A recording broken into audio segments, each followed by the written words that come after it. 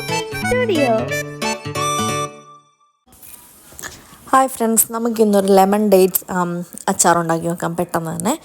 അതിന് വേണ്ട സാധനങ്ങൾ എന്ന് വെച്ച് കഴിഞ്ഞാൽ ഉറപ്പായിട്ടും ലെമൺ വേണം, ഡേറ്റ്സ് വേണം, ജിഞ്ചർ ഗാർലിക് വേണം, കുറച്ച് പച്ചമുളക്, കുറച്ച് വിനീഗർ, എണ്ണ, കായം, ഉലുവാപ്പൊടി അല്ലെങ്കിൽ കടുക് പൊടി. ഇത്രയും സാധനങ്ങളൊക്കെയാണ് നമുക്ക് വേണ്ടത്. ബാക്കി ഞാൻ സ്റ്റെപ്പ് ബൈ സ്റ്റെപ്പ് പറയാം. ആദ്യം നമുക്കൊരു പാൻ ചൂടാക്കി അതിലേക്ക് കടുക് പൊട്ടിക്കുക. കടുക് പൊട്ടിച്ചതിന് ശേഷം വെളുത്തുള്ളി, ഇഞ്ചി, പച്ചമുളക് ഇട്ട് നന്നായിട്ട് വഴറ്റുക. കുറച്ച് വഴന്നൊരു ബ്രൗൺ കളറായി വരുമ്പോഴേക്ക് അതിലേക്ക് നമുക്ക് മുളക് പൊടിയും മഞ്ഞൾപ്പൊടിയും കൂടി ഇട്ടിട്ട് നന്നായിട്ട് മിക്സ് ചെയ്യാം. അപ്പോൾ അതിൻ്റെ പച്ചമണം മാറുന്ന വരെ വറക്കണം, അല്ലെങ്കിൽ പെട്ടെന്ന് അച്ചാർ കേടായി പോകും. അതിൻ്റെ കൂടെ ഉലുവയും കടുകും പൊടിച്ച പൊടി ഉണ്ടാവും, അത് നമുക്ക് കുറച്ച് ഇടാം, ഒരു 1/2 ടീസ്പൂൺ കുറച്ചിടാം. പിന്നെ വെള്ളമല്ല, നമുക്ക് വിനീഗർ വേണം. വിനീഗർ ഒരു ശകലം വിനീഗർ, കാരണം ലെമണിന് പുളി ഉണ്ടെങ്കിലും കുറച്ചൊരു വിനീഗർ ഇടുവാണെങ്കിൽ അതൊന്ന് ബാലൻസ് ചെയ്യും. പ്ലസ് അതിൻ്റെ കൂടെ തന്നെ കുറച്ച് കാലം കേടാവാതെ ഇരിക്കും. ഇച്ചിരി ഇട്ടാൽ മതി, നിർബന്ധമില്ല ഇടണമെന്ന്. പിന്നെ എനിക്കിവിടെ പച്ചക്കടുക് ഉണ്ടായിരുന്നു പൊട്ടിച്ചത്, കുറച്ച് പച്ചക്കടുകും കൂടി ഇട്ടിട്ട് നന്നായിട്ട് ഇളക്കുക. അത് കഴിഞ്ഞ് കറിവേപ്പിലയും കൂടി ഇട്ട് നന്നായിട്ട് മിക്സ് ചെയ്യാം. ഇനി നമുക്ക് നമ്മുടെ മെയിൻ ഇൻഗ്രീഡിയൻ്റ് ആയിട്ടുള്ള ഡേറ്റ്സ് എടുത്ത് അതിലോട്ട് ഇട്ടിട്ട് നന്നായിട്ട് വഴറ്റുക. ഡേറ്റ്സ് നന്നായിട്ട് വേണം. സെയിം ടൈമിൽ നമുക്ക് ഈ ലെമൺ ഡേറ്റ്സ് അച്ചാറിന് കുറച്ചൊരു മധുരം മുമ്പിൽ വെക്കും. പിന്നെ ഈ അച്ചാറിന് വേറൊരു പ്രത്യേകത എന്ന് വെച്ച് കഴിഞ്ഞാൽ ഇത് പെട്ടെന്ന് നമുക്ക് റെഡി ടു യൂസ് ആണ്. അപ്പം അതിലേക്ക് നമുക്കൊരു ചെറിയൊരു കഷ്ണം ശർക്കരയും ഉപ്പും കൂടി ഇട്ടിട്ട് നന്നായിട്ട് വീണ്ടും ഒന്നുകൂടെ വഴറ്റിയെടുക്കാം.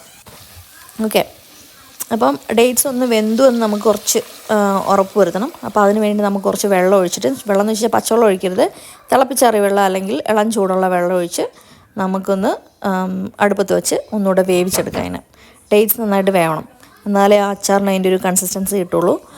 അപ്പം നമുക്ക് ഒന്ന് മൂടി വെച്ച് വേവിക്കാം.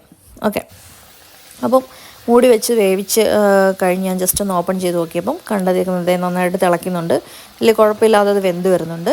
അപ്പം കംപ്ലീറ്റ്ലി വേവണ്ട, അതേസമയം തന്നെ നമുക്ക് എന്ത് ചെയ്യാം, പാതി വെന്ത സമയത്ത് നമുക്ക് നാരങ്ങയും കൂടി ഇട്ട് കൊടുക്കാം.